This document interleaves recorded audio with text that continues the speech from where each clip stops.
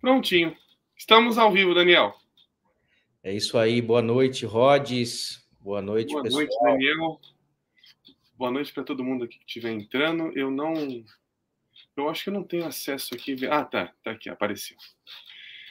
E vamos lá, Daniel, para mais uma live aqui, né? Vamos falar sobre transmissão da psicanálise. A gente estava conversando a respeito desse tema. Se você puder começar falando assim, o interesse em falar sobre esse tema, sobre a transmissão da psicanálise. Uhum. Sim, eu acho que a gente foi construindo juntos, né, essa ideia do encontro, porque eu acho que a transmissão ela é tão importante quanto a própria psicanálise, né? Uhum. Porque não adianta você ter uma psicanálise de qualidade se ela é mal transmitida ou não é transmitida. É a mesma coisa que você ter um canal do YouTube que só você assiste. Você vai, uma ótima analogia. né? Como é que você vai transmitir para outras pessoas, né? Com qualidade, né? Digamos, transmitir, levar adiante algo que você está fazendo do teu trabalho, de que maneira você pensa isso. Então, a transmissão, eu acho que ela é fundamental e existem muitas facetas da transmissão, existem várias formas de transmissão. Então, eu acho que a gente pode transitar um pouco e dialogando com o público, né? Uhum. Para explorar os alcances, os limites e os problemas desses aspectos, desses meandros que são as transmissões da psicanálise, melhor dizendo, né? E sobre, acho que assim, pelo que eu vejo assim de mais críticas com relação à transmissão da psicanálise, tem crítica para todos os lados, mas um dos lados fala que ali você estaria perdendo a profundidade da psicanálise, né? Inclusive que citam alguns autores que eles estariam ali não permitindo que a psicanálise continuasse profunda. Mas o que é essa profundidade? Assim, você vendo, não sei se você vê essas críticas, como é que você recebe elas, mas é como se ali tivesse, digamos assim, já eu não sei, a forma que eu escuto é como se já tivesse uma forma já constituída de como aquilo deve ser transmitido, como o conhecimento da psicanálise deve ser transmitido. Sim. Eu sinto que essa coisa da psicologia profunda, né, que é um termo que não se usa mais, mas que de alguma maneira está na história da psicanálise, é um belo marketing, né? Eu sempre pensei assim, de que maneira cada psicologia, cada psicanálise se vende, né? Uhum. A psicanálise se vende tradicionalmente com a insígnia psicologia profunda. Então, as outras são da superfície, né? A psicanálise não, ela vai até as profundezas, o inconsciente. Tem aquela metáfora do iceberg. Uhum. Independentemente da gente ser lacaniano, junguiano, freudiano, enfim, de que maneira a gente utiliza os autores, eu acho que sim, é possível pensar que há uma outra cena que a gente investiga, né?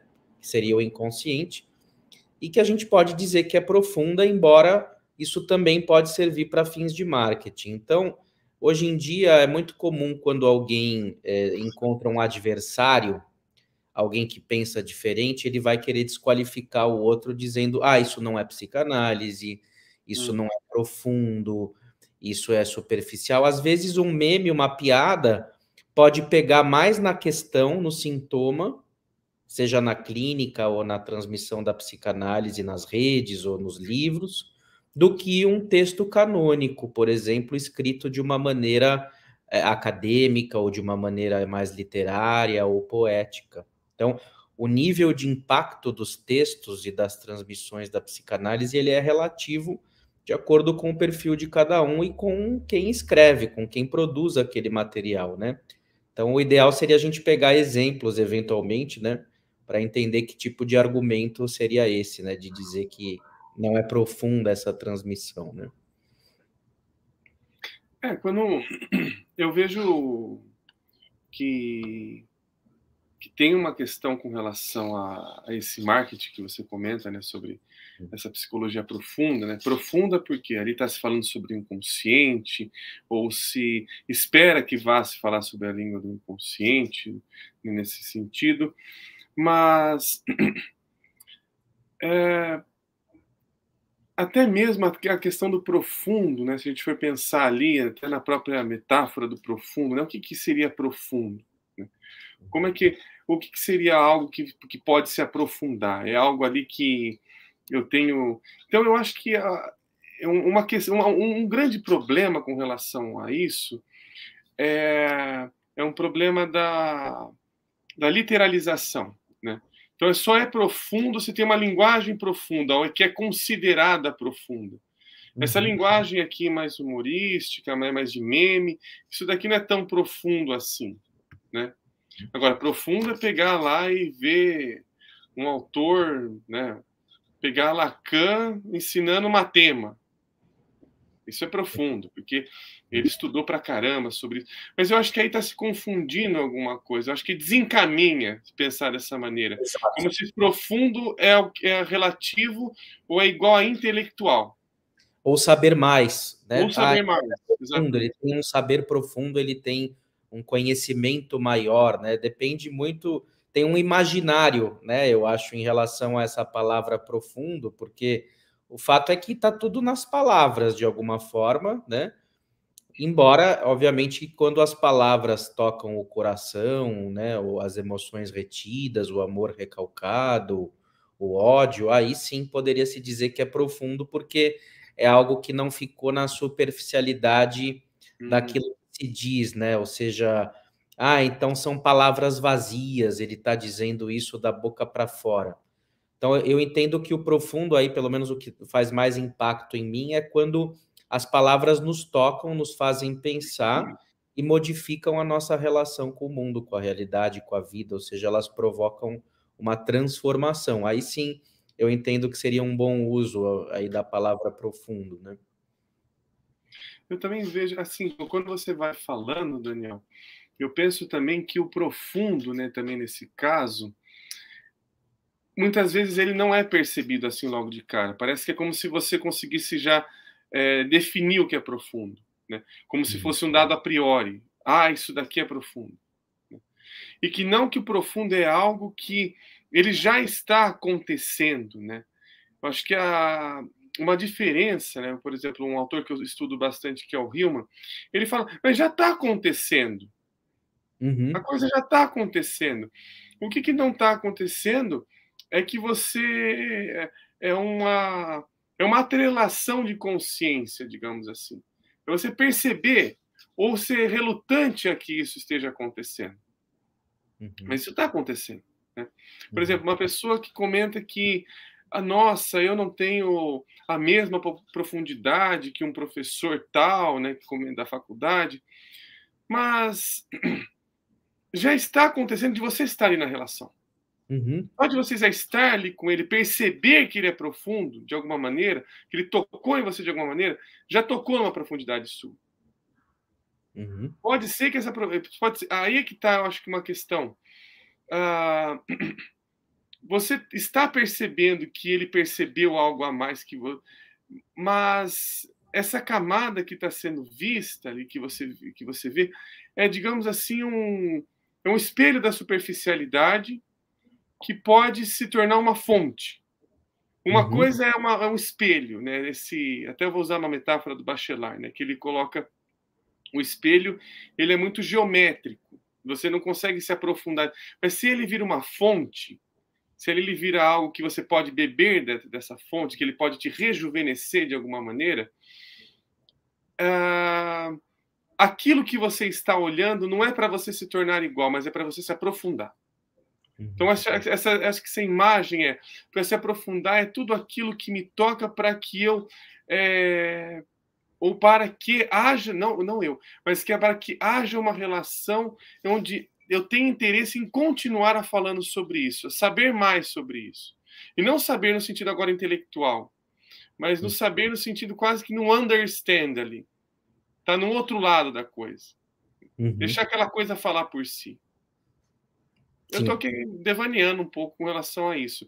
Mas o que eu imagino é que existe um problema com relação à transmissão da psicanálise, como se só houvesse... Por exemplo, eu vou dar agora uma coisa que eu recebi hoje. Eu fiz uma caixinha no Instagram, e ali uma pessoa falou...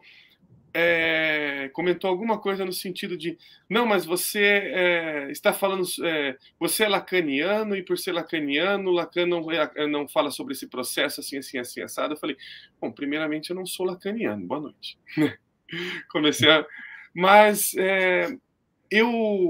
quando eu faço algum meme, eu não estou querendo me aprofundar naquela questão, mas tem uma questão aqui. Se tocar em algo profundo em alguém, ótimo. Acho que ali teve ali um vislumbre, digamos assim, né? Como se fosse aquele vislumbre de Narciso quando ele vê sua própria imagem. Tem um vislumbre ali acontecendo. Mas a gente nunca sabe o que vai tocar realmente profundamente no outro, né? Sim, sim. A gente nunca sabe. Uma palavra, por exemplo, pode tocar profundamente, você não tem noção disso. Sim, às vezes você pode ler uma tese de doutorado de psicanálise, acho que aí seria, né, a gente já engatando um pouco diretamente com o título, né, da live de hoje. Você pode ler uma tese de doutorado e ter um conhecimento sobre psicanálise, uma pesquisa, por exemplo, e aquilo não ter um impacto emocional no sentido daquilo agregar à sua vida, ao seu trabalho, senão que você vai estar no espectro de um conhecimento intelectual. Isso é transmissão da psicanálise? É transmissão da teoria psicanalítica. Agora, o saber psicanalítico, como saber inconsciente, se tiver esse impacto, não está sendo transmitido. Ou seja, porque tá havendo ensino da psicanálise e não transmissão. A transmissão eu entendo que é uma transmissão de um saber inconsciente, que é aquela capacidade que a gente pode desenvolver de trazer à tona o amor retido nas palavras e transformar isso em gesto de vida. Isso seria o papel da psicanálise.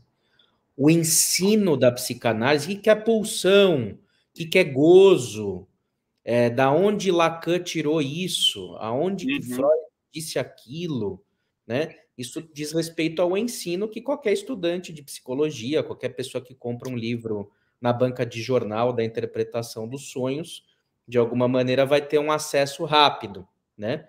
Agora, o que seria o profundo é o passo que está além disso, né? O pulo do gato, que é o saber inconsciente, como cada um pode acessar esse aspecto artístico, né? E produtivo da vida, amoroso. Isso é algo que depende da formação do psicanalista e da transmissão da psicanálise. E aí a gente pode explorar, Rhodes, aí eu queria também saber a tua opinião, que veículos de transmissão da psicanálise ou de ensino você acha que tem mais eficiência nesse tipo de transmissão, se é que você concorda comigo que haveria uma diferença entre transmissão e ensino, né? Como que você vê, observa na tua experiência essa diferença entre as transmissões?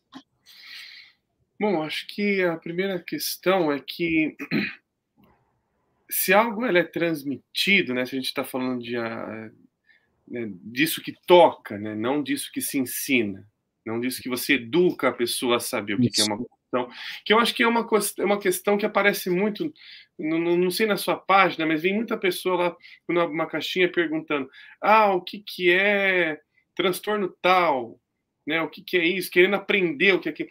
E eu vejo que ali não é um aprendizado, a pessoa muitas vezes se procura saber o que é sobre isso, porque tal pessoa tem da minha rede do meu ciclo social, tal pessoa da minha família tem, eu tenho, né, por aí vai, como se ali você estivesse ensinando. Eu acho que esse é um ponto, né?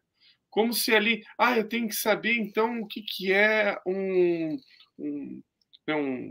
transtorno de personalidade narcisista, para saber que, nossa, eu tenho isso, tenho que tratar assim, né? Eu acho que esse é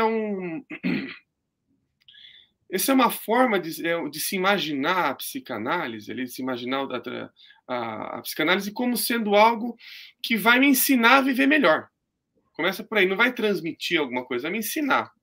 Porque eu acho que quando você fala transmissão, eu imagino algo que é mais... tentar colocar uma palavra aqui, mas é algo mais sujo. É algo que você vai ter que colocar a mão na massa. É algo que você vai se sujar com aquilo realmente. Né? Se você está falando de amor, você vai meter a mão na massa. Você vai passar por toda aquela encrenca que é amar. Né? Uma coisa é você ficar falando sobre amor, falar sobre o mito do amor. Você passar pela encrenca. Né? Acho que a transmissão passa por uma encrenca total ali. E eu acho que é isso que tenta se evitar. Eu acho que esse é o grande problema, que inclusive vem como sendo um problema na clínica. Como é que eu evito isso aqui? Como é que eu evito passar por isso aqui? E quando a questão é, não, vamos ver você passando por aqui. Isso aqui é o seu caminho. Vamos respeitar o seu caminho. Então, eu vejo assim, que não tem um lugar específico, uma forma específica de se transmitir. Mas se alguma coisa tocar, já está sendo transmitida. Então, se transmitir é contaminar. Né? A gente se contamina de alguma maneira. Né? Se a gente ficar ali nessa mania de limpeza psicológica que a gente vai passando, de isso aqui não, isso aqui não, isso aqui não, né? A gente vai evitando a vida. Evitando passar pela vida. Evitando passar pelas essas encrencas que vai sujando a gente, mas que são essas sujeiras que dão essas polivalências, né? Que me faz ver as coisas de uma forma que não é só... Eu não preciso usar a mesma cor. Né? Se algo está sujo, esse algo já foi modificado de alguma maneira sem que eu queira. Né? Só de eu estar passando, só de eu estar caminhando pela rua, sei lá, acontece uma ventania, acontece uma tempestade do nada, eu estou despreparado. Sim, a transmissão é isso que eu imagino que a gente esteja falando sobre transmissão. É o que eu não estou preparado para receber, mas mesmo assim acontece. E inclusive eu penso que muito, digamos, da cultura hoje do especialista, né, onde a psicanálise também está inserida num sistema neoliberal de ensino, né, ela acabou, digamos, em grande parte se reduzindo a um campo de pesquisa e reprodução ou releitura de textos e posições que já estão estabelecidas pelos mestres. Então, é muito comum, principalmente youtubers de psicanálise e tal, já transformarem o canal deles, por exemplo, numa espécie de saber enciclopédico. Então, professor, me diga o que é isso, professor, me Inclusive responde como uma enciclopédia, né? Como uma própria enciclopédia, o que é super válido, é super importante esse trabalho. Com certeza é importante, mas o grande problema é quando só eu sei falar sobre esse tema. Isso. Não, e um saber que é um saber acadêmico, né? Ou seja, que justamente é um ensino de termos e conceitos do mestre, né? Mas que não é uma transmissão de um saber ou uma provocação para que o saber que existe retido dentro de nós, o saber pulsional, o saber inconsciente, venha à tona. Ou seja, é uma contribuição, quando isso aparece de uma forma massiva, para um apagamento do próprio espírito da psicanálise, que é a questão do sujeito, que é a pulsionalidade, que é a surpresa do inconsciente, é aquilo que não é apreensível ou que não é controlável através do intelecto. Então, existe uma democratização da psicanálise hoje através desse viés acadêmico, professoral, popularizado, o que é ótimo, porém a gente precisa ficar atento para que isso não corroa aquele aspecto poético, aquele saber fazer que está na interface com a arte. E eu acho que é aí que entra novamente a nossa ideia da live de hoje, né? Será que não está havendo uma substituição da transmissão da psicanálise pelo ensino da psicanálise? e esse saber universitário não está ofuscando ou calando, né, o sujeito do inconsciente, ou seja, a pulsionalidade visceral de cada um? No meu entender, sim. O que que você acha, Rhodes? Então, eu acho que aí você vai ter um pouco mais de propriedade, mas tem uma coisa, né, que acho que fica ali no imaginário, que é o seguinte: a questão de vamos transformar o id em ego, né? Vamos transformar tudo ali nesse sentido. É como se ali tivesse uma ideia, uma imaginação de que eu posso transformar tudo aquilo de uma maneira extremamente consciente, saudável.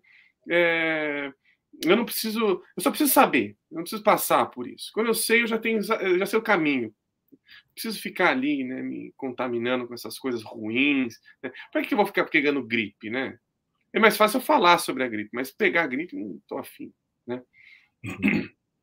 Então, esse é o primeiro ponto, de que é como se o saber me protegesse, passar por aquilo, me relacionar com aquilo. Agora, e ali parece que tem uma crise do próprio do próprio intelecto quando ele percebe que ele não deu conta. É como se ele tivesse ali se culpando, no sentido de, olha, deveria ter sabido isso antes, né? Então faltou estudar, seja lá o que for. Mas eu vejo assim que essa questão da educação, né, como sendo um substituto da transmissão, eu não vejo que isso não vai tomar, isso não vai acontecer ali como se vai. Porque ali, eu acredito que aquilo que a gente chama de psique é muito mais forte. Ela vai dar um sintoma, ela vai saber criar um sintoma muito mais forte e poderoso para compensar essa jogada aí. Né? Ela, se a gente fica muito unilateral de alguma maneira, vai ter alguma coisa, tem alguma coisa que já está compensando, não é que vai acontecer, já está tendo alguma coisa que compense isso, já está acontecendo algum movimento ali. Mas o que eu vejo é que tem uma valorização da educação, mas não é da educação em si, não é simplesmente, eu quero saber o que é uma pulsão, eu quero saber o que é isso, mas é de um substituto. Eu quero saber para não precisar passar pelas coisas ruins que isso traz. Né? É um modo apotropaico ali de se ver a psicanálise. Né? A psicanálise vai me salvar. Ela vai me tirar do lodo, então eu tenho que saber mais sobre a psicanálise, como se ali tivesse um discurso onde quanto mais eu souber, mais eu posso dominar isso, dominar ali o inconsciente. Estou ali agora, você não me pega mais, inconsciente, é o cupido para longe de mim. Sim, que é aquela figura do... os psicanalistas, eles na clínica podem sustentar isso com um olhar ou um silêncio enigmático, como se eles já soubessem algo e não podem dizer, né? Ou sustentam isso através de um saber pretensamente oracular, também na clínica, são os analistas que, digamos, sequer questionam ou têm dúvidas sobre aquilo que eles dizem para os pacientes, seria o extremo oposto. Ambos, tanto o falar de mais como de menos, podem ter a ver com essa impossibilidade de estar ali em relação, uma relação humana com o paciente, de modo que o saber dele possa emergir, ser ajudado a emergir dentro dessa relação, né? E também quando vai dar uma palestra no sentido de demonstrar o seu notório conhecimento, né? Como um saber enciclopédico, né? Então, de alguma forma, existem muitos vieses fálicos da transmissão da psicanálise hoje. Eu acho que existe um desamparo que a psicanálise decorre, né, enfim, no mundo, mas ela também provoca um desamparo por vários motivos aí, não sei se é o caso de entrar, e as pessoas buscam recorrer, digamos, a referências, a pontos de ancoragem que facilitem a vida, né, que deem respostas, né, digamos, através de termos, conceitos, e isso pode gerar um certo fanatismo, Hoje a gente vê muitos jovens fanatizados, por quê? Porque eles não conseguem lidar com o desamparo, eles estão adoecidos. Então, não, o Hum, professor falou tal, me disseram que o complexo de Édipo é isso, uhum, você não é lacaniano, como é que pode ser a sua clínica com mais de um autor? Você não tem rigor. Por que que os jovens hum. entram nessa posição fascistoide, muitas vezes? Porque eles estão desamparados, eles se sentem desprovidos de um saber, e eles pegam o saber intelectual raso, vazio, né, para se ancorar. E com isso está obliterando o quê? Está fechando o quê? O saber inconsciente potencial dentro deles, que é a possibilidade de ruptura e transformação. Então a gente precisa analisar isso com um sintoma, não para calar, senão para tratar essas pessoas, dando voz a elas, a esse sofrimento, né? E a proposta da live hoje acho que tem a ver com isso também, de estender a mão aos jovens, aos aspirantes à psicanálise, né? Que é muito, acho que, do público, né? Enfim, das redes e tudo mais, né? Eu acho que esse é um ponto principal para qualquer tipo de psicanálise. Ela Uhum. não proíbe a pessoa de falar. Ela faz com que o discurso de quem está falando. Então, vamos olhar para isso que você está dizendo. Vamos olhar para tudo, para todas essas facetas disso que você está dizendo. Né? Uhum. Vamos perceber por que isso é tão importante para você estar trazendo até aqui, né? Nesse sentido. Porque o que, é que eu vejo acontecer, principalmente em rede social, é, é basicamente o que se chama de fascistoide, né? Mas parece ali que é um dogmatismo. Dogmatismo, Um isso. dogmatismo, porque ali o que vai acontecendo? Isso aqui você não devia falar. Você não deveria estar falando de Jung numa página chamada Freud Estupefato, né? Uhum. Como o Jung nunca conheceu Freud, né? O Jung não teve nenhuma influência, né? Imago é uma expressão que foi inventada do céu, né?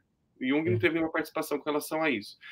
Então é um desconhecimento. Eu vejo que muita, inclusive, uma vez eu conversei explicitamente com uma pessoa, quando eu falei, eu sou da psicologia analítica, ela virou a cara. Eu simplesmente perguntei para ela, tá, me fala alguma coisa de Jung que você leu. Uhum. Mas eu não preciso ler, então, tá. Então a gente também não precisa conversar. Uhum.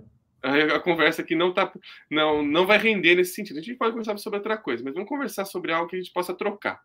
Né?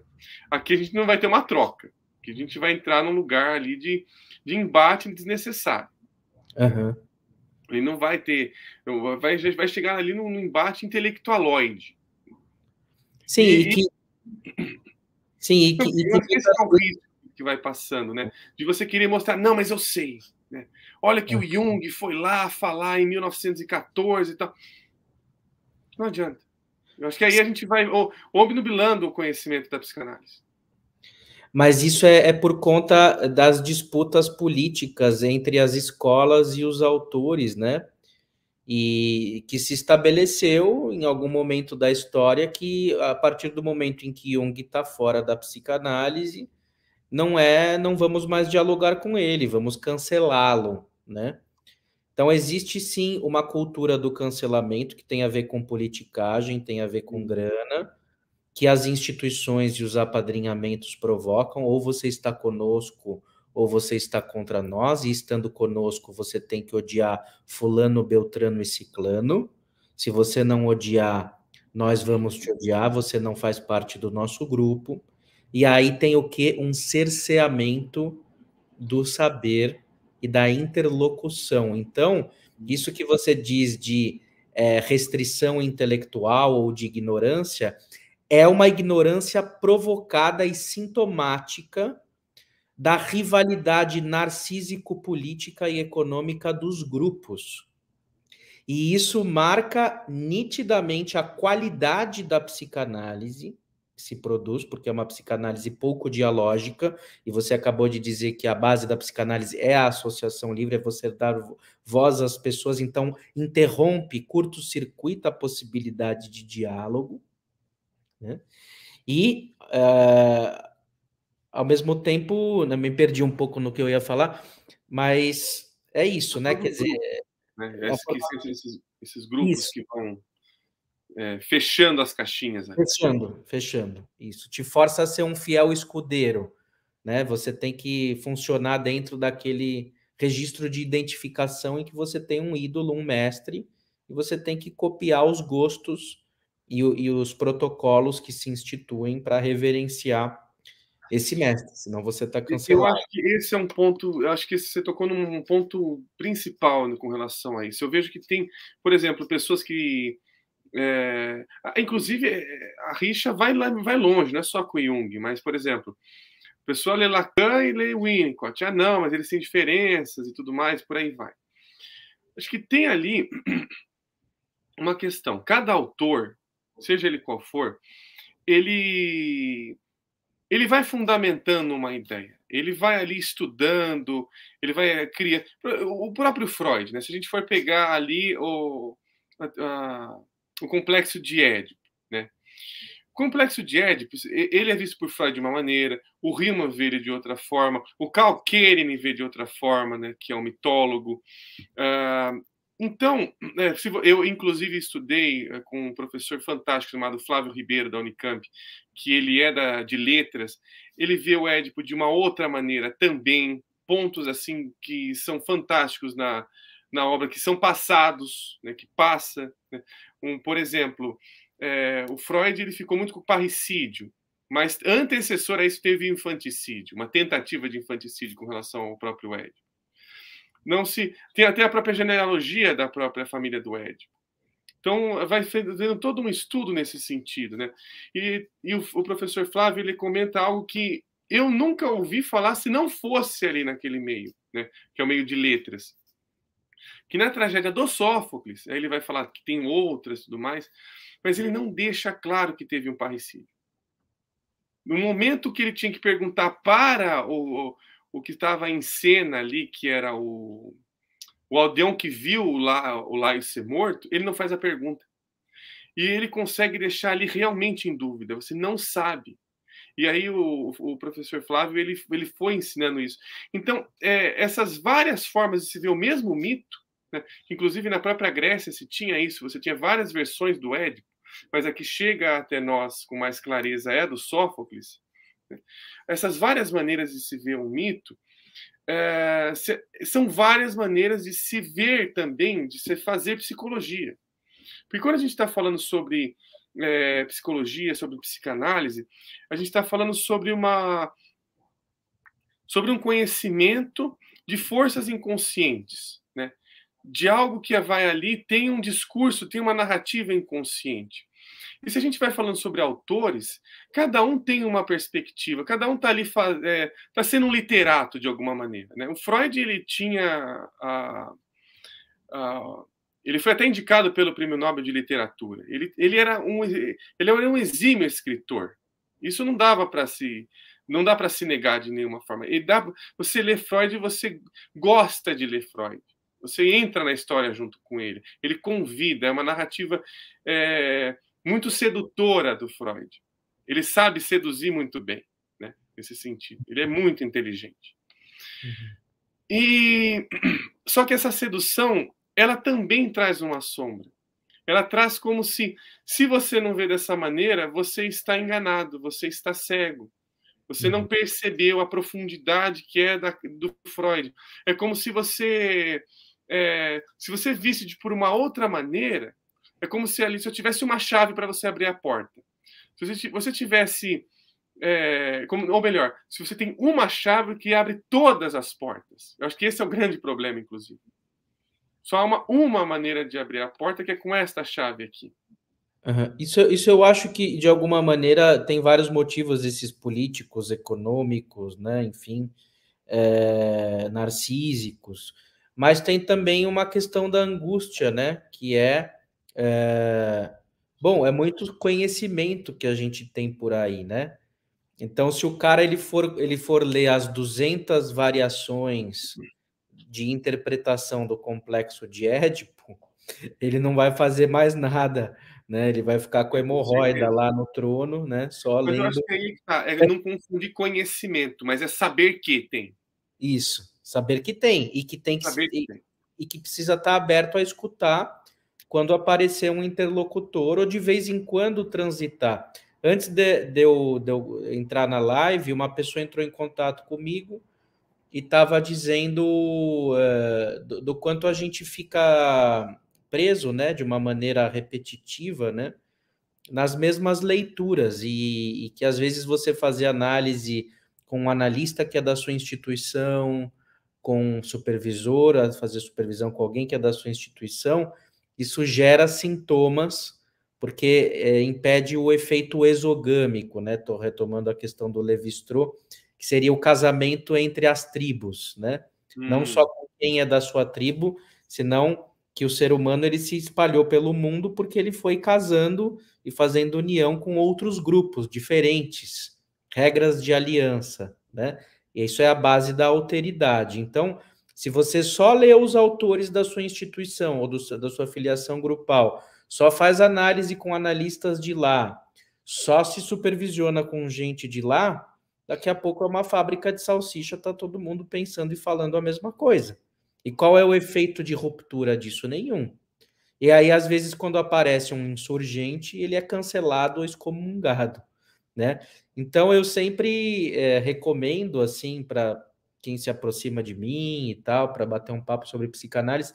Beleza, você quer estar numa instituição tradicional, lacaniana, freudiana, enfim, experimenta ter experiências com quem não é de lá. Vai estudar com quem também não é de lá. Pode fazer coisas lá, mas esteja fora também. Esteja em outros espaços. Ouça outras posições. Tenha várias experiências de análise diferentes. Pega um caso, fica com 3, 4 supervisores, faz 3, 4 supervisões diferentes daquele caso.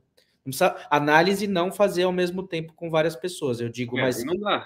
fica um período, sei lá, e acha que aquilo já está meio se esgotando, não pensa muito, vai e faz com outro. Procura outra pessoa. E, às vezes de uma linha diferente, sempre tem coisas a agregar. Essa é a importância da alteridade, né, da variância, o inconsciente, para parar de repetir aquelas mesmas porcarias de sempre, precisa da introdução de variância. Variância, surpresa. Estava assistindo hoje de novo Patch Adams, também agora à tarde com as minhas filhas. Ele introduzia variância, surpresa o tempo todo. Tanto é que ele sofreu uma tentativa de ser cancelado do meio médico, né? Quase que ele não se formou em medicina, porque ele dizia que o objetivo do médico era cuidar e amar as pessoas. Antes de curar, era o cuidado, e ele usava todos os recursos que ele tinha, né, de engajamento, né, libidinal para fazer isso. E a mesma coisa eu acho que serve para psicanálise, mesmo que psicanálise não tenha sido falada no filme, o mesmo princípio do Patch Adams é o princípio que eu acho que se aplica à psicanálise, que é o engajamento humano do outro na mudança. Essa, para mim, é a transmissão da psicanálise, da psicologia analítica e de qualquer coisa por excelência, né, na vida. Hoje, inclusive, o Bruno, né? O Bruno, ele é da comportamental. Eu não sei qual linha exatamente que ele é da comportamental. Eu acho que é aquela que é, como é que é? Que é baseada em evidências. Eu não sei qual que é o nome exatamente, mas ele ele defende muito a psicanálise, né? Ele admira muito os psicanalistas, ele deixa isso bem claro, e ele não mudou, né, a forma dele trabalhar por conta disso. Admirar um trabalho do outro não quer dizer que eu vou fazer o trabalho do outro, né? Começa por aí. Mas ele mostrou várias críticas com relação a por que a psicanálise ainda existe. Então, tudo bem, então a gente não precisa de psicanálise, a gente não precisa de. A gente não precisa ler mais poesia, né? Porque não precisa ler mais poesia. Poesia eu posso jogar fora a poesia. Tem um livro aqui que me ensina como eu devo viver. O filme do Charlie Chaplin, né? Para que alguém vai assistir um filme do Charlie Chaplin? Antigo, imagina. Aquele filme antigo. Joga fora. Tem outras comédias agora, bem melhores, né? A cores. Vai ver essas coisas antigas? Pra quê? Eu acho que o que a gente está falando aqui é dizer que a alma ela não funciona de uma forma linear. Que eu falo de alma, eu falo de psique, tá? A nossa psique, ela não funciona de forma linear. Ela não suporta a linearidade, ela não suporta que você tenha só uma metodologia para se estar fazendo. Quando você coloca variância, eu penso na variância de uma forma mais metafórica ali também. Por exemplo, eu estou com a mesma analista há quase 6 anos já. Mas hoje eu percebo que eu estou vendo coisas que eu não conseguia mais ver. Que eu, assim, eu já passei por vários momentos de, nossa, eu não quero fazer mais análise, quero parar um pouco, quero fazer com outra pessoa. Eu falei, não.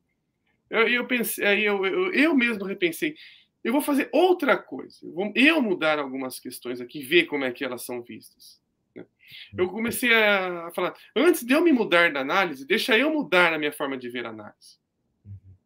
Comecei a fazer esse lugar de, tá, deixa eu olhar um pouco para dentro. Né? Então,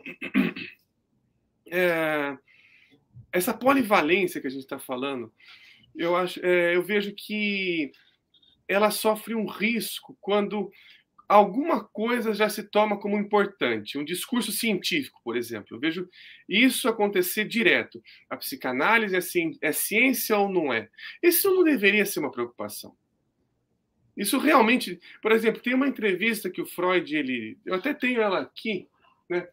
Vamos beber um pouco do Freud aqui, então, já que a gente está comentando. Olha aqui o Freud falando, ó.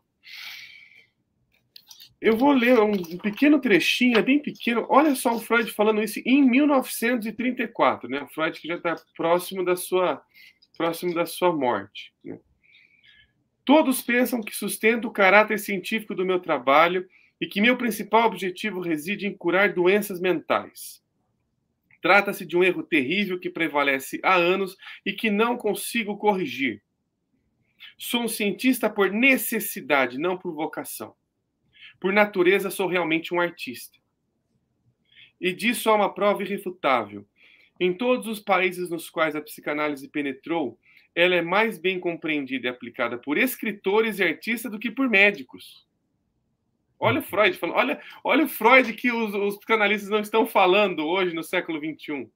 Um Freud que já está no... isso é algo que eu vejo que o Freud, no final, eu vou ler um pouquinho mais ainda, mas o Freud, eu só vou fazer um comentário.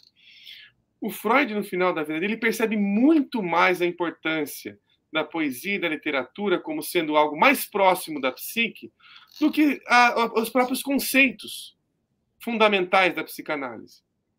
Ele não está preocupado com conceitos, ele está preocupado ali em olhar para a psique de uma outra maneira. E olha ele continuando aqui. Meus livros, de fato, se parecem mais com trabalhos da imaginação do que com tratados de patologia. Eu consegui vencer meu destino de forma indireta e realizei meu sonho.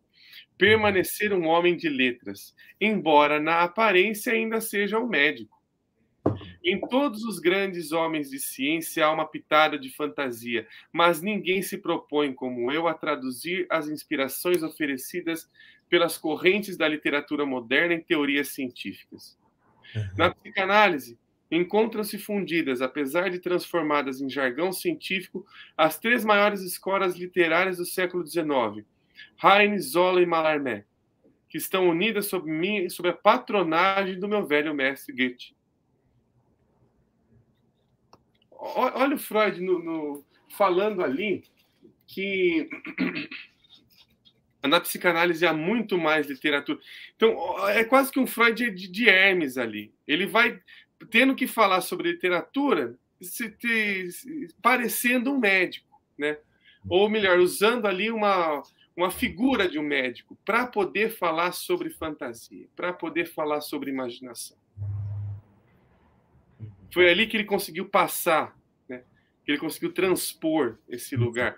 Ele chega até nós dessa maneira. O problema é que a gente não saiu ainda dessa maneira, de uma forma coletiva, digamos assim. Eu vejo que ainda se imagina um Freud, né, ou uma psicanálise que ela tenha que se sustentar cientificamente. Eu acho que é aí que vem essa questão dessa necessidade unilateral do academicismo. Sim, e eu acho que também eu tenho até 2 vídeos gravados lá no meu canal, né? O Paixão Analítico com Psicanálise com Arte e Humor, Um sobre é relevante a psicanálise ser uma ciência e o outro é Impressões da Treta do Psicologia Baseada em Evidências e o Christian Dunker, né, que eu dou as minhas impressões, né? E Eu vou ter justamente que ver esse daí, eu acho que eu não vi, não. Eu vou ter que ver. eu vou te passar depois, Por favor. tá legal. E assim, o que importa na psicanálise, né, enquanto eu acho que assim ela é uma ciência humana, que ela faz incursões, digamos assim, em outras áreas, na biologia, na física, na química, no caso do Freud, a própria Melanie Kleinman tinha uma epistemologia, né, biológica, né, de alguma maneira, e no Lacan a linguística, a antropologia, as matemáticas, né, a lógica, né, enfim. Então, ela é uma ciência humana porque ela produz saber sobre o ser humano. Sim. É um tipo de um saber que ela produz, né? Só que, ao mesmo tempo, não é um saber positivista, não é um saber laboratorial, não é um saber replicável estatisticamente. E é um lugar ingrato porque ela nasce da medicina, mas ela justamente está na interface com o sonho, com a arte, com a literatura, com a poesia, né? Com o sofrimento e com a vida humana nas suas diferentes formas de expressão, com o mito, né? Uhum. Então, ela está num lugar ingrato, ela é meio incompreendida até hoje. Se alguém, por exemplo, perguntar para nós aqui na live, mas afinal de contas, Rhodes, Daniel, o que é a psicanálise? Eu vou meio que travar a língua e ter que dar uma pensada que tipo de resposta que eu vou dar. Uma resposta curta, média, longa, grossa, fina, espiralada, que vai, que volta, e mesmo assim vai ter gente que vai discordar de mim e sempre vão ter coisas a acrescentar ou a discordar, né?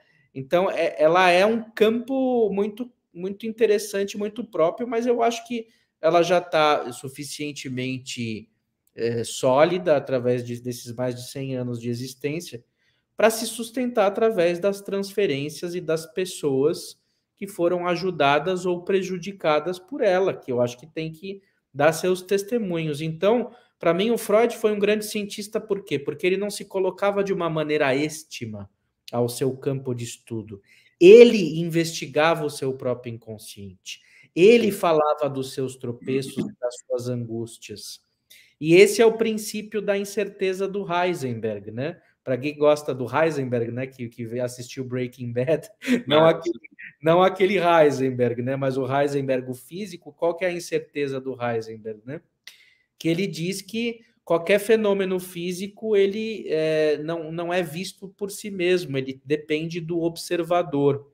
O observador está implicado. Então, quer uma atitude mais científica que essa, é mais essa do que de um behaviorista que fica vendo quantas vezes um rato aperta uma barra numa caixinha de Skinner para tomar água. Por quê? Porque o cientista, o Freud, aí está implicado diretamente. O seu sonho, a sua realidade psíquica, passional, está construindo a psicanálise e está sendo construída por ela dialeticamente. E o Jung fazia isso também. Por isso é uma pena que tenha havido essa ruptura, porque isso é muito psicanalítico, né? Mas eu acho que a ruptura, de certa forma, ela foi necessária também, né? Porque ali se criam escolas, eu aí não vou colocar escolas como caixinhas fechadas, mas ali é uma possibilidade de abrir, né? Eu acho que os dois se fecharam muito, né? Tanto o Jung quanto o Freud, quando eles estavam. Mas você está falando uma coisa interessante, que eu acho que esse é o ponto onde a gente pode aprofundar mais essa ideia. Eu não conheço a psique, eu conheço pela psique. Essa é a ideia. É essa questão fenomenológica do trabalho com relação ao aprofundamento em qualquer coisa que nós façamos. Nós não conhecemos a coisa, mas pela coisa. Né? Inclusive, essa tarde eu me dediquei um pouco a escrever um pouco sobre isso. Né? Não vou poder ler, infelizmente, aqui na live, porque é um conteúdo que eu ainda estou estudando, ainda só um esboço, mas o que eu posso ler a respeito é o Rio que ele fala na poesia, né? O Rio que ele é um poeta fantástico. Ele fala, vê como estamos bem no começo. Ele começa a poesia dele da Melodia das Coisas, de 1898, falando, vê como estamos bem no começo. Mas que começo é esse, cara? Que loucura é essa? Ele não define. Ele não diz o que é. É como se fala, vai para o seu começo. A poesia já começa assim. Olha a arte da palavra ali. Você não precisa conhecer a coisa, ela já te leva. Se você vê essa coisa, se você vê o começo, você já está sendo levado para o seu começo. Se você fica com a palavra, se você presta atenção nas suas palavras, ela mesmo já está te encaminhando. O profundo está em perceber como nós estamos nos encaminhando e não mudar a direção. Porque o mudar a direção não acontece simplesmente pela força do meu querer. Acho que o Freud já viu isso. Mas existe um querer além do meu. Existe algo em mim que me imagina autonomamente. É perceber isso, que eu acho que é aí que tem uma frase, inclusive, que a Gestalt ela usa, que eu acho bem interessante, né? Quando você aceita, você muda. Eu acho que a Gestalt, quando ela traz essa frase, ela traz ali um paradoxo. Um paradoxo interessante. Ela não deixa o caminho ali unilateral. Ela mostra, quando você aceita, você manda aceitar o quê? Eu acho que, lendo pensando sobre essa frase, é como se a gente pudesse ver o seguinte, na medida em que esta coisa aqui, ela fala por si só, eu começo a percebê-la que ela já tem um caminho, ela já se encaminha. O que eu não eu já estou no caminho dela. O que eu não percebo é que o carro está andando. É como se eu percebi que o carro andou, mas é como se o passar do tempo eu não percebesse mais que o carro está andando. É como se eu falasse, o carro está andando. Alguém retomasse essa consciência, trouxesse ela de volta. E ali você começa a perceber, se você queria realmente estar andando de carro, está andando a pé. Mas o que é estar andando a pé? Não sei. Percebe? A imaginação não fecha. Ela não é uma base sólida. Ela é uma base que você pode colocar quase uma base aérea ali. Ela vai levando a gente para tudo quanto é lugar.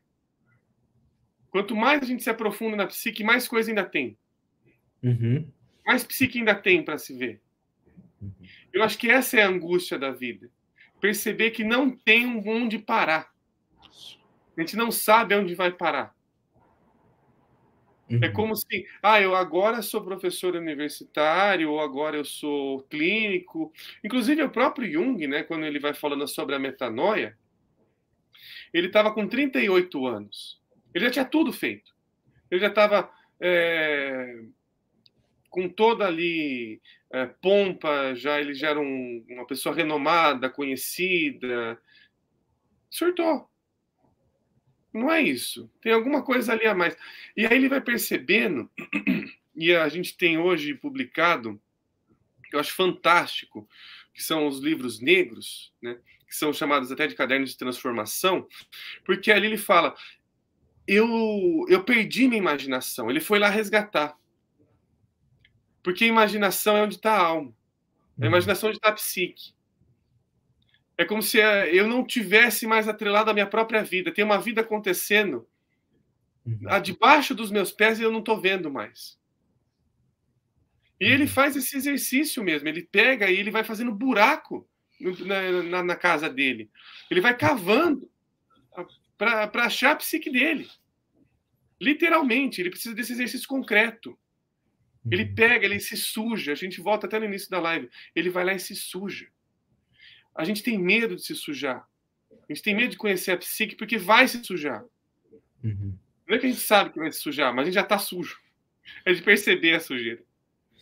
Exato, e por isso a importância da gente falar das nossas experiências de análise, não precisa contar das nossas intimidades sexuais, né? Porque ser humano é sujo mesmo e tem limite, né?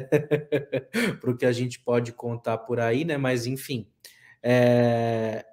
eu acho que falar no sentido de uma transmissão, né? De poder, digamos, transformar, né? A vida ou a experiência do outro a partir de um testemunho de algo que a gente fez com a nossa dor, né? Acho que nesse sentido é válido a transmissão da experiência de análise, né?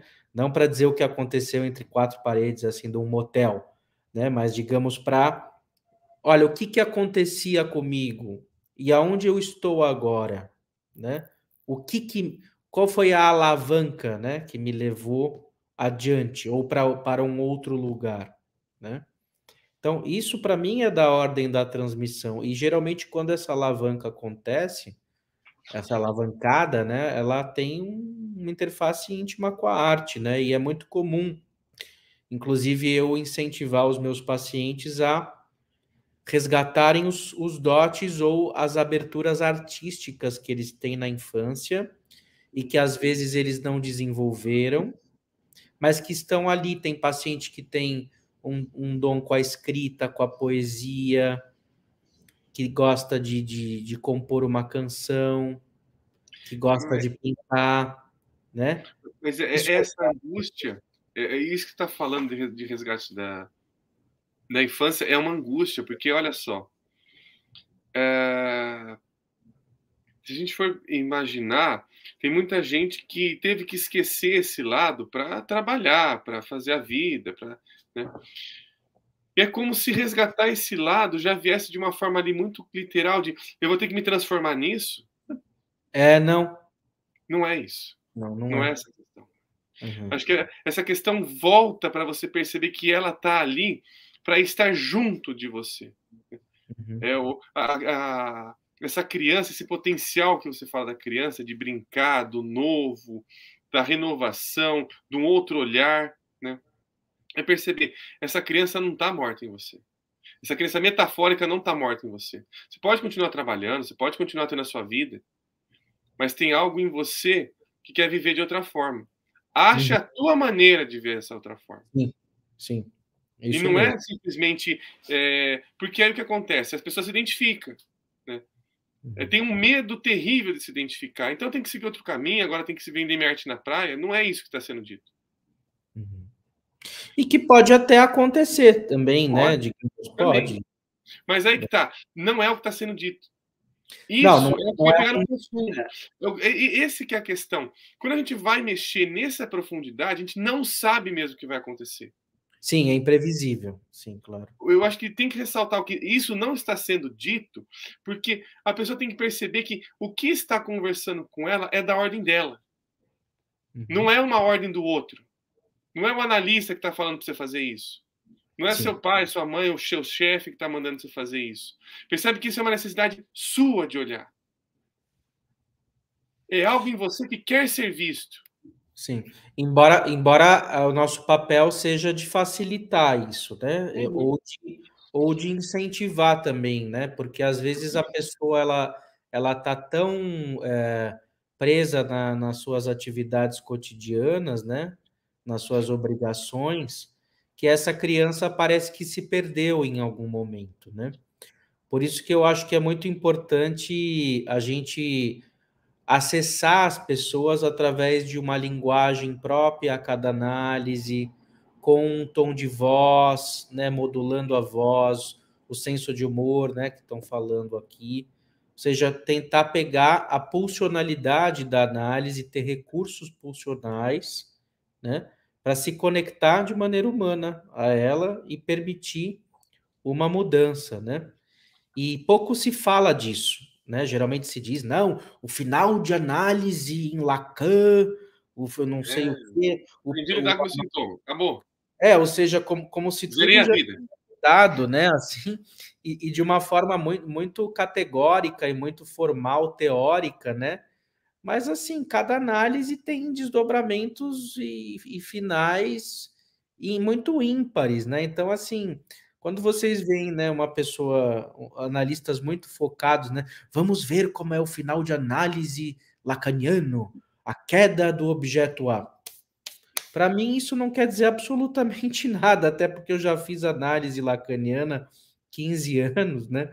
E no fundo, para mim, serviu no sentido assim de eu poder ser eu mesmo e ter coragem de falar o que eu faço publicamente, sem medo de ser feliz.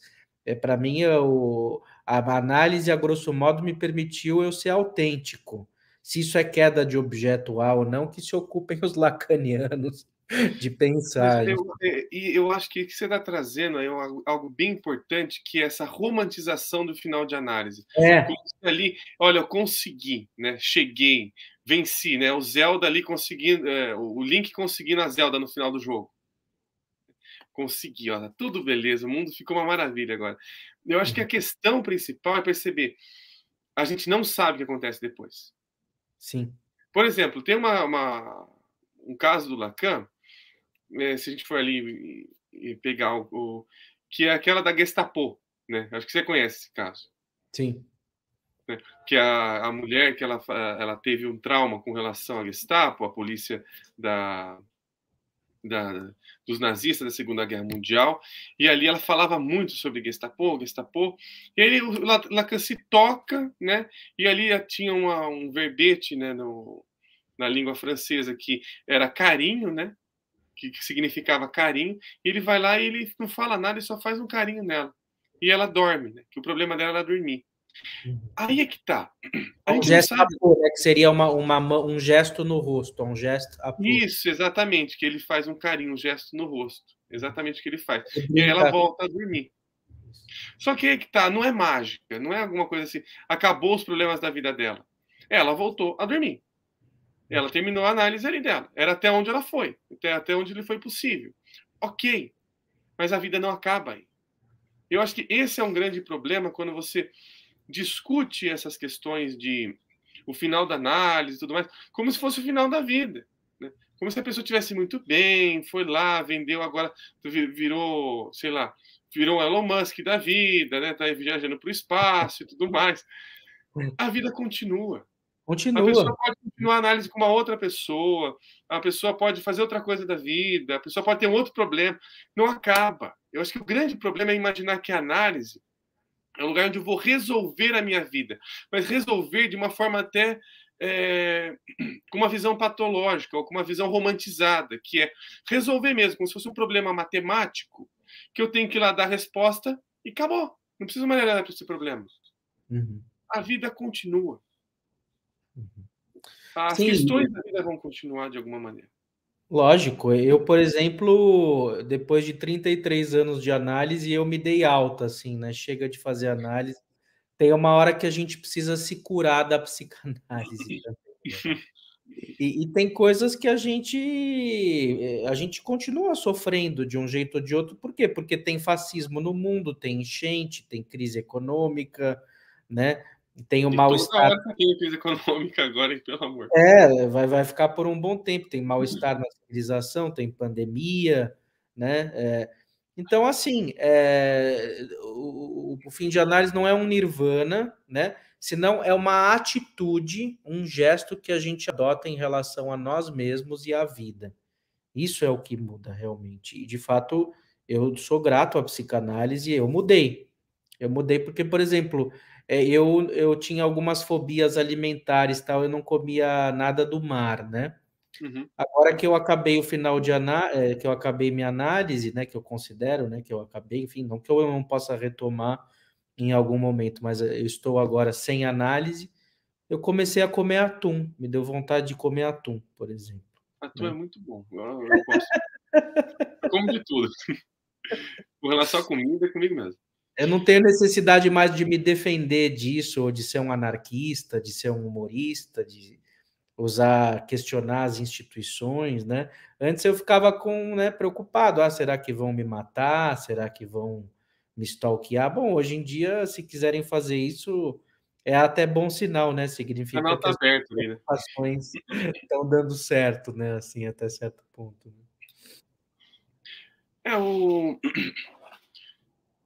o que eu vejo assim é que tem um imaginário, né, sobre a análise. Eu acho que eu não sei quem que fomenta, não quem ali como sendo uma pessoa específica, né? Mas esse imaginário de que eu vim aqui para me curar disso, eu vim aqui para resgatar isso aqui e resolver, né? Eu vou resolver isso de qualquer forma. É como que um herói, né? Vende-se ali a questão de um herói. Ele vai vencer o mal, vai triunfar. Né? No final, triunfaremos. Né?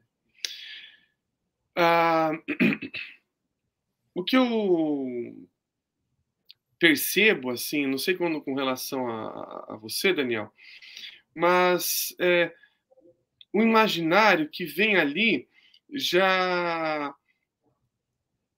querendo que a psicanálise seja algo que vai permitir com que as coisas elas sejam vistas todas de uma maneira melhor. Né? Vou ver todas as coisas de uma maneira melhor e tudo mais, sem com que haja sombras. Né? Como se tivesse que se expurgar das sombras. Essa sombra aqui ela está expurgada, eu vou aqui curar, não vou passar mais por isso. Né? Eu acho que tem um imaginário que vai. Isso daqui desta água não beberem mais. Né? Preciso saber por que eu estou bebendo essa água para não beber ela mais. Acho que, inclusive, essa pergunta, né, do porquê, ela é muito perigosa, porque ela já vai ali como se tentasse cortar o mal pela raiz. Uhum. O porquê, nesse sentido, ele vai tentando cortar a raiz da coisa. E não perceber que essa coisa tem uma vida ali, que se aquilo se enraizou, aquilo também tem um sinal de profundidade. Também tem alguma questão ali que pega, que se enraizou por alguma questão ali, que forma um caráter, digamos assim. Tem uma força de caráter ali. Mas o que eu ia trazer com relação a isso é uma das coisas que a gente tinha até no título da live, né, com relação à transmissão da psicanálise, também por conta dos memes. Né? Isso. Uhum. A gente pode falar agora um pouquinho sobre os memes, né? Porque que eu venho percebendo é como se ali eu já recebi diversas, né, críticas com relação a isso, né? Como se um meme ali, nossa, olha você ali tá, isso aqui não é psicanálise. Isso aqui que você está fazendo não é psicanálise, tem nada a ver com psicanálise. Você confundiu tudo, você está errando, porque é um meme, porque ali tem um fator cômico. Como se aquele fator ali. Depois eu vou pegar um exemplo de um meme que aconteceu, isso que eu não estou lembrado agora. Mas faz um tempinho que não vem essa crítica, mas teve uma época que vinha bastante ela. Isso aqui não tem nada a ver com psicanálise. Onde Freud disse isso? Era a frase principal. Aonde que o Freud falou isso? Onde que tá? Isso acontece até hoje. Eu vou postar uma frase, principalmente uma frase ali que tem ali um cunho de algo que eu pensei, de algo que eu escrevi. Ah, mas onde está isso na obra do Freud? Como se tivesse que ter o Freud ter escrito para ser validado. É literal, né? A pessoa precisa de uma. Não consegue ver que você está fazendo um deboche sério, né? Da psicanálise, né?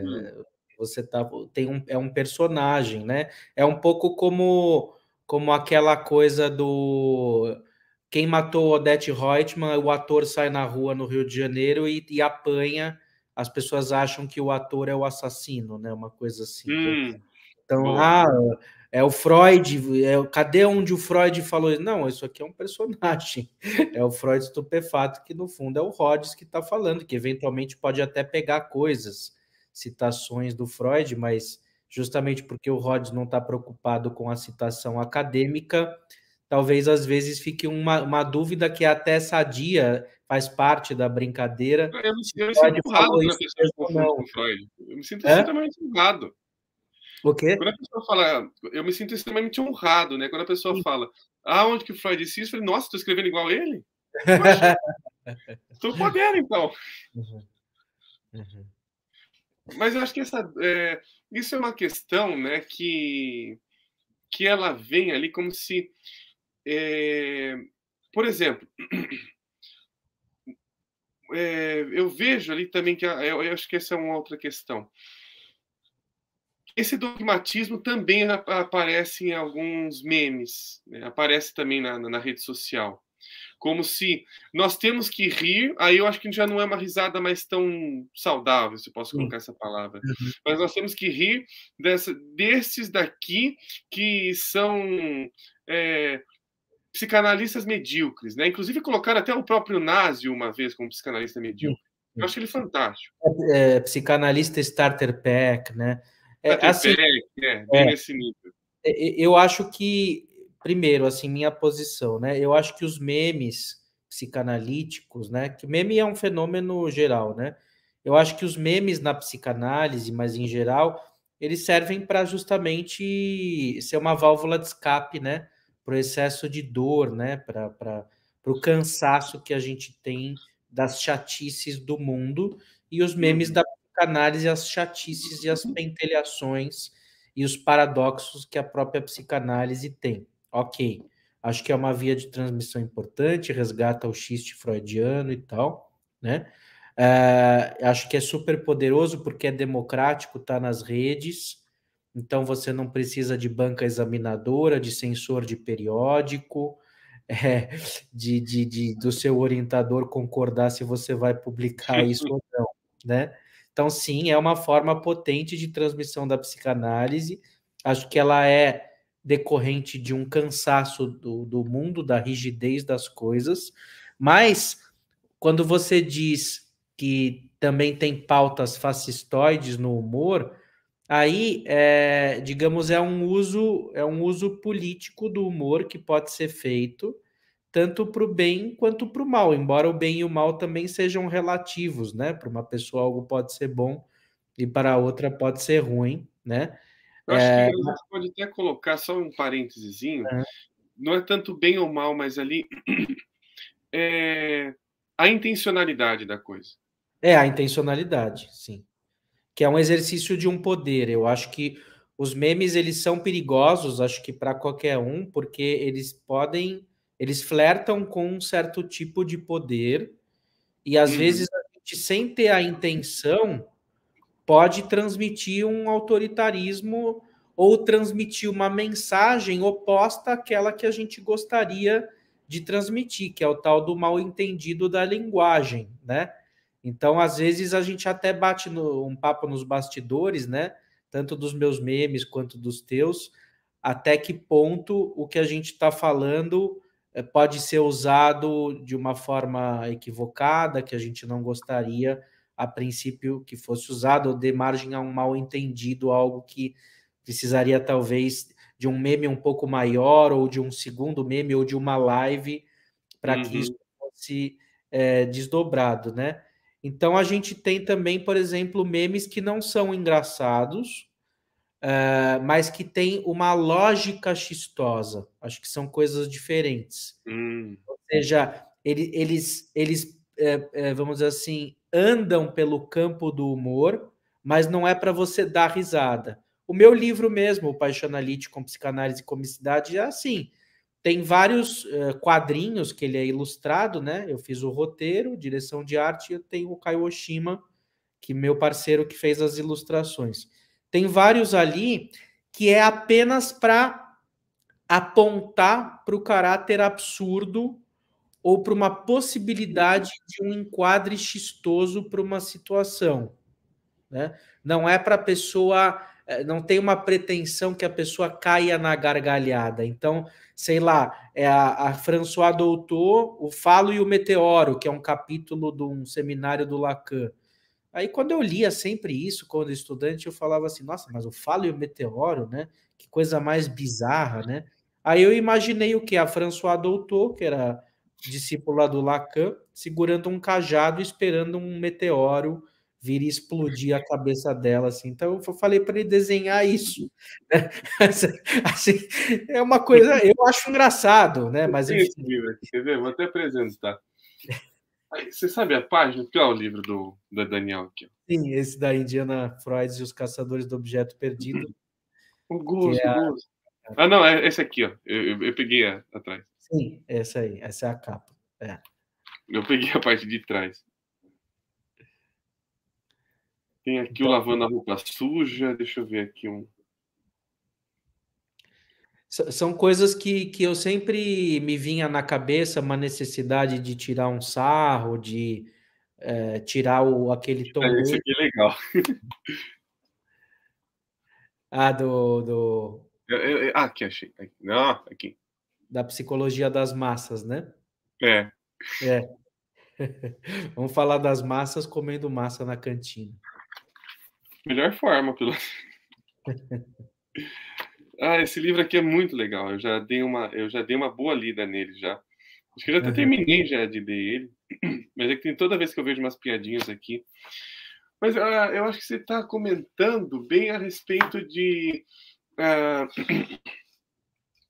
alguém que está usando ali o veículo do humor, né? A possibilidade que as pessoas usam, algumas pessoas utilizam o humor, não é para rir, mas é, digamos assim, para esculhambar o outro, Isso, ou para isso. inferiorizar o outro, né? Então, não, você não pode rir disso aqui, porque isso aqui é ruim, isso aqui é junguiano. Eu vou colocar sempre porque é a pedrada que sempre vem para mim que eu adoro. Se é junguiano, se é isso, aquilo. Então, não dá para rir. Não é algo que. Eu acho que isso é interessante. É como se ali eu precisasse conhecer para rir. É como Uhum. se ali tivesse de novo essa lógica intelectualoide. Eu preciso saber para dar risada, porque senão eu não sei do que eu estou dando risada. Né? Uhum. Que eu acho que é o que o Bachelard, ele fala, ele tem um momento lá no livro dele, A Água e os Sonhos, que ele comenta assim, é, antes mesmo de você saber o que aquilo está, que alguma coisa está acontecendo, você já está sofrendo a influência dela. Ela já acontece ali.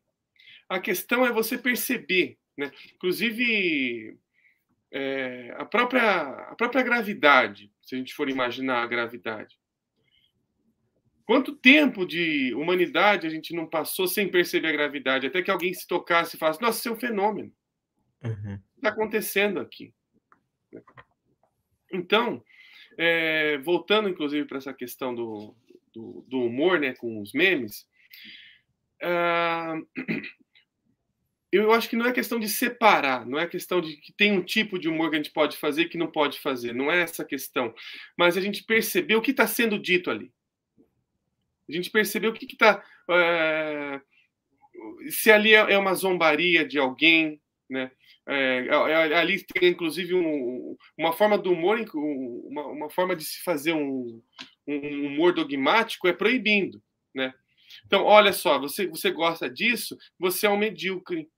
É, Você gosta disso, você é um starter pack, sim, é um né? exercício de poder, né? De dizer eu sei e você não sabe. E na verdade é alguém que está desamparado, que está cagando regra na cabeça do outro e que ainda não passou por essa experiência, ou tudo indica, pelo menos, que não passou por essa experiência de apropriação de um saber inconsciente, né? Porque aquele que está, digamos, em paz com o seu saber inconsciente, ele não precisa impor uma posição de humilhação ao outro. Ele pode tirar deboche, fazer um deboche de uma autoridade. Isso é Uhum. diferente. Como o Agora, Chaplin fazia, né? é? Como o Chaplin fazia. É, como o próprio Chaplin fazia, que era genial, era super analítico isso, né? Que é você poder sambar frente a um grande outro, né? Usando uma linguagem lacaniana, né? Agora, você humilhar, né? Ou desmerecer alguém que está numa posição iniciática, estabelecendo, né? Os teus critérios do certo e errado, aí sim é um exercício de poder que é uma má forma de lidar com o seu próprio desamparo, né? E Uhum. é algo que a gente tem visto às vezes em alguns memes, né? Não digo na tua página, né? Mas enfim, que às vezes aparecem que as pessoas acabam curtindo e compartilhando, muitas vezes sem pensar ou sem se dar conta dessa dimensão, né? Aí é que tá, né? Até fazendo um uma questão. Tem páginas que eu vejo assim que tem páginas assim, que já me criticaram explicitamente, né? Já colocaram até o Lafroy estupefato e tal. Uhum. Cara, o cara tem humor. Não vou falar que ele não é um cara ruim, então. Não, ele tem, ele sabe. Mas o problema é quando a coisa fica no só eu sei. Só o que eu escolho eu sei, né? Então, né, pessoas que lêem Násio, por exemplo, não são menos profundas daquelas que leem, sei lá, Seminário de Lacan sobre espelho, né? Então, então, olha só, o cara ali não é profundo o suficiente, não é sábio o suficiente. Eu acho que isso é um grande problema quando ali tem um talento que ele não desabrocha porque ele continua tentando ali se validar. Ou é paradoxal, às essa validação constante. Sim. Uhum.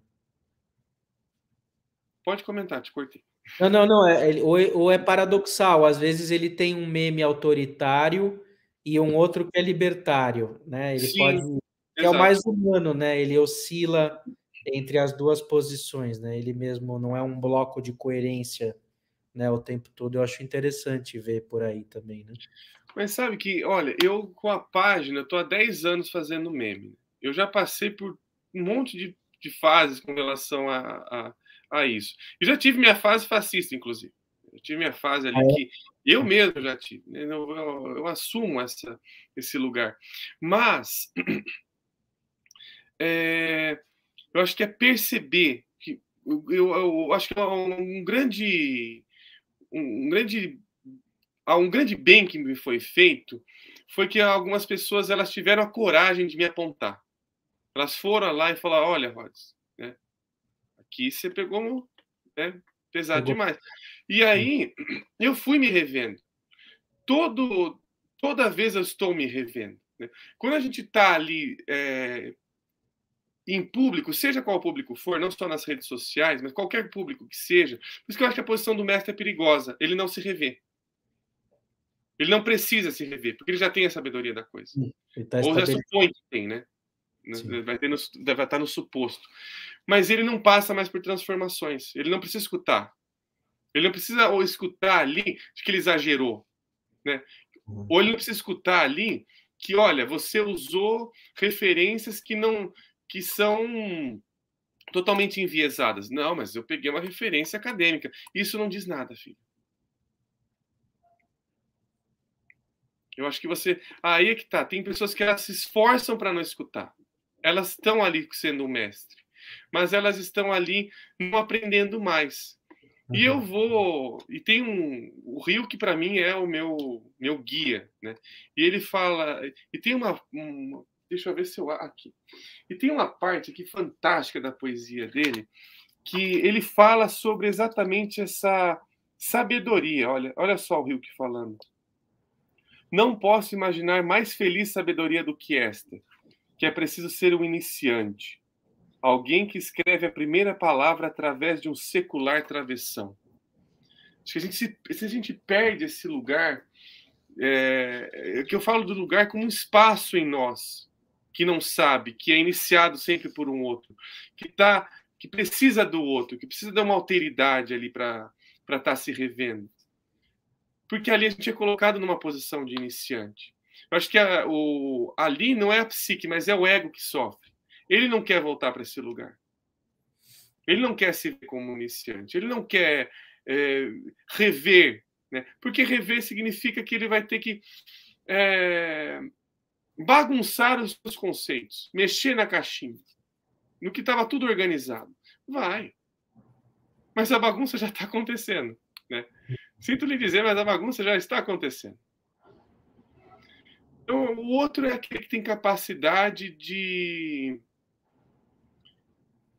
Não diria de nos mudar, mas de fazer com que nós olhamos para o mesmo de outra forma. O mesmo já não é mais o mesmo. Eu acho que esse é o grande paradoxo que eu vejo quando a gente está aberto ali a receber palavras, críticas, opiniões, não no sentido de aceitar invariavelmente, mas é aquilo tocar. Tocou.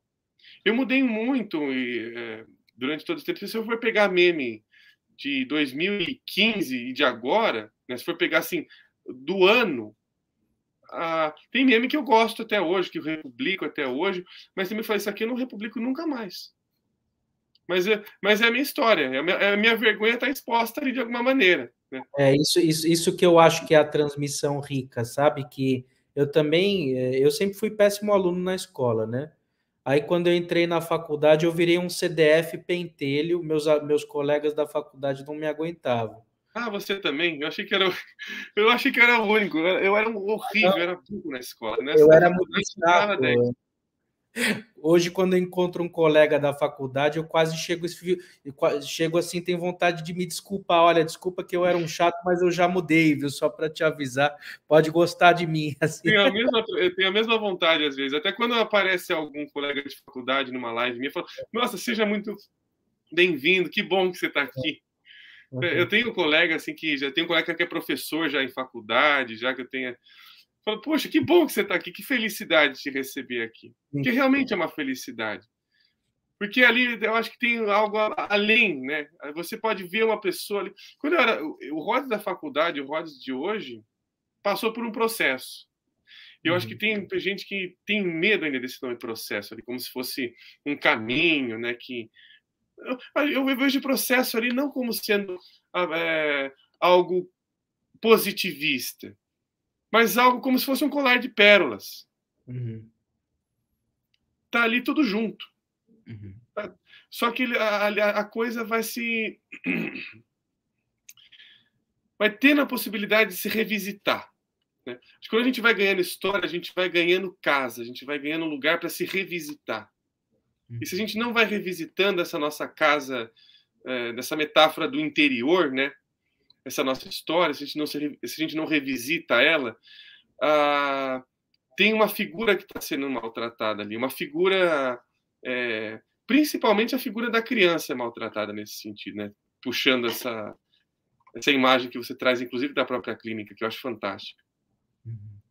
Sim, eu acho que, no fundo, o espírito é esse. Estamos aqui formados em psicologia, exercendo a psicanálise, a psicologia analítica. Podemos ter até pós-graduação, né, eventualmente, mas jamais esquecer a nossa castração, o fato que a gente muda e que tem uma criança interior aí que precisa ter sempre voz em alguma medida, e eu acho que transmissão da psicanálise é isso. A gente fica adulto, mas a gente não precisa estar adultizado sempre, né? Ao contrário, né? O espírito lúdico que continue vivo dentro de nós, né? E quando a gente leva as coisas muito a sério, seja na universidade, nos memes, né, ou de outras formas, né, a vida fica pesada e engessada, sério no sentido de rigoroso ou de dogmático. É claro, a vida é séria, sem dúvida, e o humor também é coisa séria, né? Mas dependendo da seriedade e do acento que a gente dá, as coisas ficam petrificadas, né? E acho que Sim. o nosso objetivo hoje aqui é apontar para essa direção da transmissão da psicanálise ser tão viva e plástica quanto a própria psicanálise, né? O exercício, né, da própria psicanálise. E também tem uma questão com relação a isso, que é de noite a gente vai se encontrar com as nossas imagens, de noite a gente vai se encontrar com a nossa imaginação. E ela não vai ter dó da gente, ela vai mostrar o que está acontecendo ali, pura e cruamente, de alguma maneira. Eu vejo como sonhos, eles são fantásticos nesse sentido, porque ali eles, na visão da consciência, né, da consciência diurna, eles conseguem subverter personagens, eles conseguem relacionar coisas que eram irrelacionáveis. Né? Personagens, né, que eu adorava tanto, né, ali eles aparecem como sendo palhaços ou tontos ou rindo de si mesmos. O sonho tem essa profundidade da imaginação que eu vejo. A gente não pode perder os sonhos. Uhum. O sonho também ali no sentido não só onírico, né? Nesse que vem do oneiros, né? Mas o sonho ali mesmo de um despertar para a vida, um despertar para as minhas questões, que eu não esqueça que tem ali um desejo me desejando de alguma maneira, Uhum. que tem ali alguma coisa que me quer, que me imagina. Como eu estou sendo imaginado? A gente só conhece pelo outro. A gente vai se conhecendo pelo outro. Se esse Uhum. outro está anulado, ou se esse outro tem que ser dessa forma, né? Acho que a gente está falando não é simplesmente de a psicanálise, e eu vejo isso muito acontecer em alguns lugares. A psicanálise não deveria estar na faculdade, por exemplo, nas faculdades. A psicanálise está onde ela quiser. Essa é a verdade. A psicanálise está onde ela quiser. Agora, o seu caminho não precisa ser de um professor, de um acadêmico. Ela não precisa ser de um escritor de um livro. Mas perceber qual que é o seu caminho. Começa por aí. A gente acho que vai se confundindo muito também, quando a gente fala desse outro, a gente também pode se confundindo de então é isso que eu deveria estar fazendo. Não, calma. Vamos primeiro olhar para as suas imagens. Né? Acho que a psicanálise é o resgate da fantasia. É o resgate a gente poder fantasiar de novo. Né? Fantasiar e percebendo que é uma fantasia. Eu acho que o grande problema é quando a fantasia vira um dogma. Que nossa, é isso, né? Na verdade, não um dogma, uma revelação. Nossa, eu tive uma revelação. Era isso que eu tinha que estar fazendo. Tudo bem. Mas você está assim. Né? Até a questão do verbo, né? O verbo sou, né? Que no latim, ele é trifurcado, ele não é nem bifurcado. Ele significa ser, estar e existir ao mesmo tempo. Isso tudo está junto. Eu estou, como eu sou, como eu existo. Então, por isso que a gente coloca de onde nós estamos. Porque é onde eu estou ali. Que a vida, ela tem essa... É como se ali tivesse quase que passado, presente e futuro juntos. Não, eles não estão repartidos. Eu não preciso dizer ali o que se deve fazer, o que se não deve fazer. Mas perceber que já está acontecendo. Acho que tem uma grande angústia, né? Em o que eu faço com isso, o que fazer com isso. E não em como eu vou olhar para isso. Ou de que forma eu estou olhando para isso. A gente brincar com esses verbos, né? Que eu acho que a psicanálise, inclusive, ela tem esse ganho, porque ela brinca com a linguagem. Ela olha para a linguagem de uma outra maneira. Ela subverte a linguagem. Eu falei demais. Muito bem, eu acho que esse é o espírito, né? Estamos aqui para subverter as coisas, né? E as inquietações e as provocações são importantes para as coisas continuarem sendo subvertidas sempre, né? O princípio da homeostase, né? Como dizia Freud, precisa ser quebrado, né? O inconsciente não é homeostático, né? Não é um equilíbrio de coisas. Sempre forças contrastantes, tensão. Então, a análise não é um estado nirvânico em que nada me toca e nada me afeta. Não, talvez seja justamente nos deixar afetar, né? O quanto a gente precisa, o quanto a gente quer ser afetado e fazer alguma coisa nova com isso, ou não também, ou deixar como está. Não é obrigado a ter que mudar alguma coisa também, né? Às vezes é aceitar, né? Aceita que dói menos, né? Dependendo do que for. Né? E acho que também puxando esse fio, não é só a psicanálise que vai fazer isso. Eu acho que é perceber a vida. Ah, sim. Eu acho que também não dá para colocar, é a psicanálise que vai ver isso, que subverte. Não. A psicanálise, ela bebe de várias fontes. Eu acho que o ganho da psicanálise é quando ela pode beber de várias fontes, não de uma só.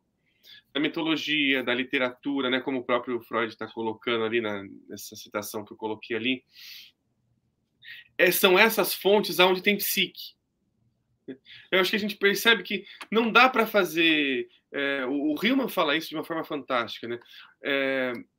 E o Hillman ele vai falando sobre Jung, ele vai dizendo que o Jung ele não foi procurar psicologia nos livros de psicologia. Não tinha psicologia ali. O que tinha ali era relatos sobre reações galvânicas. Né? Não era psicologia. O que o Jung vai fazer é psicologia mesmo. Como as coisas são imaginadas. Como estão imaginando as coisas. Ele vai lá. Quando o Jung vai estudar astrologia, cabala, alquimia e por aí vai, Xing, ele está vendo a psicologia na coisa. Eu acho que esse é o grande problema quando a gente não vê mais a psicologia das coisas, como aquilo me afeta psicologicamente. Tem um afeto. Se algo me afeta, é porque tem afeto. Uhum. Aquilo ali tem algo que exprime um conteúdo relacional. É possível se relacionar com isso, porque isso atinge a psique de alguma maneira. E a psique é interessadíssima por Eros. Ela ama Eros. E a Eros ama a psique. Eles se encontram. Não dá para evitar. Muito bem. Então, por mim, eu acho que é um bom encerramento, né, para o encontro de hoje. O que você acha, Rods? Eu acho também que, né, a gente falou bastante. O que eu gostei muito da nossa conversa, né, que muitas vezes, né, só para pegar esse fio final, que a gente teria ali um prato cheio para cair ali num lugar de ficar criticando instituições, né, de uma maneira ali a ficar gozando disso. E eu acho que ali a gente está falando, isso é importante. Tudo que a psique cria, tudo que é tocado pela psique é extremamente importante. Uma instituição, ser um professor, isso é importante. Eu tenho uma importância, eu dou uma importância fundamental em ter psicanálise na faculdade, senão eu não teria conhecido, senão eu não teria me interessado. Então seria, inclusive, rejeitar o meu próprio processo nisso. Que Sim, bom sim. que tem psicanálise na faculdade, que bom que. Mas o caminho não para aí. O meu não parou aí. Então, eu acho que é a possibilidade de a gente ver que a psique vai aonde venta, é onde ele é interessante, aonde tem Eros. Uhum. Eros, esse material, inclusive, ele tem asas, né? Então por isso que ele fala, vai aonde venta. Né? Porque ali não tem uma coisa que precisa ficar parada. O que a gente tem medo é de que é como se quebrar uma estrutura fosse ter que mudar de vida radicalmente. Não é isso que a gente está falando. Que tudo tem o seu valor. As instituições, de uma certa forma, têm o seu valor. O grande problema é quando só isso é o caminho. Uhum. Só sendo atrelado a uma instituição é o caminho. Só sendo professor universitário é o caminho. Uhum. Só sendo um clínico anarquista é o caminho. O caminho é teu. Olhar para o seu.